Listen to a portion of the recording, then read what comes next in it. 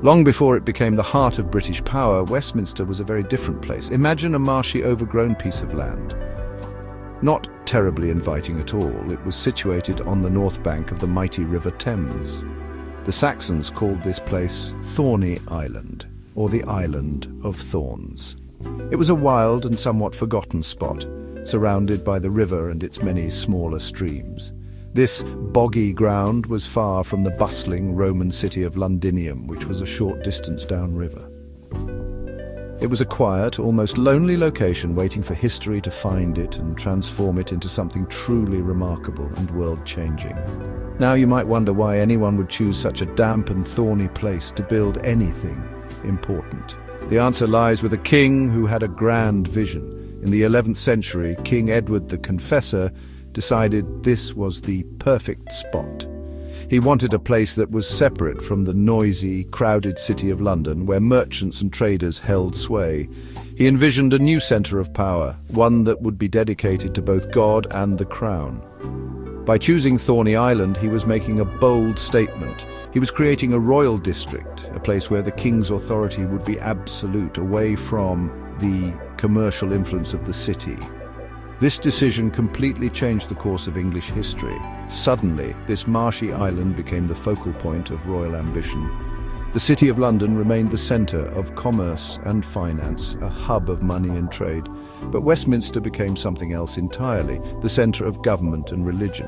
This separation of powers between the commercial city and the royal court became a defining feature of London's development. It created two distinct hearts for the growing capital, each with its own character and purpose. This unique geographical and political split has shaped the nation for 1,000 years. The River Thames was crucial to Westminster's rise. It was the main highway of the medieval world, connecting the new royal centre to the rest of the kingdom and beyond. Boats and barges could easily travel up and down the river, bringing supplies, important visitors and news from across the land. The river provided a majestic backdrop for royal processions and a practical route for transportation. It was this strategic location, combined with royal patronage, that elevated a simple island of thorns into the enduring symbol of British governance it has become, a place where history is not just remembered but is continuously made. At the very core of King Edward's vision was a magnificent church. He wanted to build a grand abbey dedicated to St. Peter, a place for royal worship and ceremony. This was the beginning of Westminster Abbey. Edward poured immense resources into its construction, creating a stunning example of Romanesque architecture. It was consecrated in 1065, just a week before the king himself died. He was buried within its sacred walls, starting a tradition that would see many of Britain's most famous monarchs laid to rest there.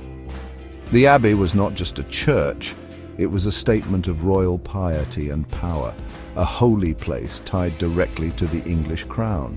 The religious importance of Westminster Abbey cannot be overstated. From the very beginning, it was destined to be the nation's coronation church.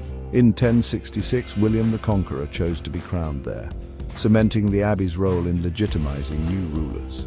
This single act established a precedent that has continued for nearly a millennium. Every coronation since, with just a couple of exceptions, has taken place within its hallowed halls. This tradition linked the monarchy directly to God, with the ceremony itself being a deeply religious and symbolic event that confirmed the monarch's divine right to rule in the eyes of the people. Right next to this great abbey, Edward the Confessor also built a royal home, the Palace of Westminster. This created a unique complex where the centres of church and state stood side by side. The palace became the primary residence of English kings for centuries. It was where they held court, made laws, and ran the kingdom. The famous Westminster Hall, with its incredible hammer-beam roof, was added later by William Rufus and became the scene of great royal banquets and some of the nation's most important trials. The proximity of the palace and the abbey reinforced the powerful connection between the monarch and the church. Over the centuries, both the abbey and the palace grew and evolved. The abbey was famously rebuilt in the Gothic style by King Henry III, who wanted to create an even more splendid shrine for Edward the Confessor. The palace also expanded, with new buildings and halls added to accommodate the growing needs of the royal government. It became a sprawling and complex site, the very engine room of the medieval English state. This dual foundation, a place of prayer and a place of power, is what gave Westminster its unique identity and ensured its lasting importance throughout the ages. As the monarchy's power grew, so did the institution of Parliament, which began meeting at the Palace of Westminster. Originally, Parliament was a gathering of nobles and bishops summoned by the king to grant him taxes, but over time it evolved into a more formal body with two houses, the Lords and the Commons.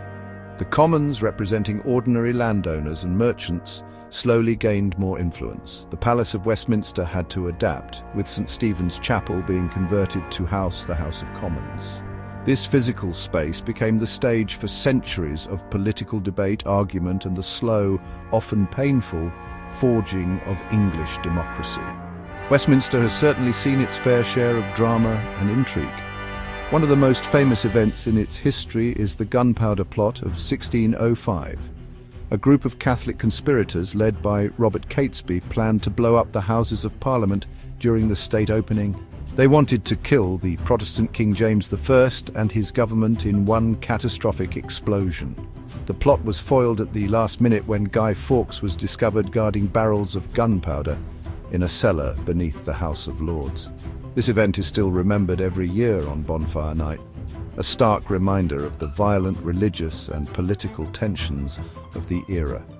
The relationship between the Crown and Parliament was not always a happy one. The 17th century saw a titanic struggle for power that culminated in the English Civil War. King Charles I believed in his divine right to rule without Parliament's interference, leading to a bitter conflict that tore the nation apart. The king was eventually tried for treason in Westminster Hall itself, a shocking and unprecedented event. His execution in 1649, just outside the banqueting house in Whitehall, marked a turning point. It demonstrated that Parliament could, in the most brutal way possible, hold the monarch to account, forever changing the balance of power in Britain. Following these turbulent times, Westminster continued to be the centre of political life, but its nature changed. The Glorious Revolution of 1688 firmly established the supremacy of Parliament over the monarch. New laws were passed, and a Bill of Rights was introduced, laying the foundations for a constitutional monarchy. The old Palace of Westminster, which had witnessed so much of this history, was largely destroyed by a devastating fire in 1834. The only major medieval parts to survive were Westminster Hall and the Jewel Tower. This disaster provided an opportunity to build a new, grander home for the nation's government. The destruction of the old Palace of Westminster by fire in 1834 was a national tragedy, but it also presented a unique opportunity. A competition was held to design a new building, one that would embody the spirit of the nation. The winners were Charles Barry and Augustus Pugin, who created the magnificent neo-Gothic masterpiece we know today. Their design was a deliberate look back to the medieval past, intended to connect the modern Parliament with 1,000 years of history. The iconic building, with its famous clock tower housing Big Ben, quickly became one of the most recognizable landmarks in the entire world. This new Palace of Westminster was designed to be the perfect home for a modern democracy. It contains the two chambers at the heart of the British political system, the green-benched House of Commons and the red-benched House of Lords. Here, laws are debated, governments are held to account, and the great issues of the day are decided. The building itself is a powerful symbol of democracy. Its Gothic spires and towers rise above the Thames, representing the enduring strength of the country's political institutions. It is a place where every citizen has a voice through their elected Member of Parliament, the very foundation of the UK's system of government. Westminster is far more than just a collection of government buildings. It remains a vibrant cultural and ceremonial hub. Westminster Abbey continues its ancient role, hosting royal weddings, funerals and coronations that capture the attention of the world. It is also a treasure house of history, filled with the tombs and memorials of poets, scientists and politicians.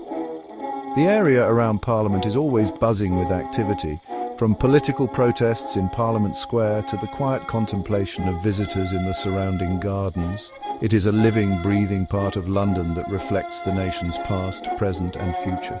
In the 21st century, Westminster stands as a powerful symbol of both tradition and change. It is the seat of government for the United Kingdom, a place where decisions are made that affect millions of lives. It is also a UNESCO World Heritage Site, recognized for its outstanding historical and architectural importance. Tourists from all over the globe flock to see its famous sites, drawn by its rich history and enduring grandeur. From a marshy island of thorns to the epicenter of a global power, the story of Westminster is the story of Britain itself, a tale of religion, royalty, and the long, dramatic journey towards democracy.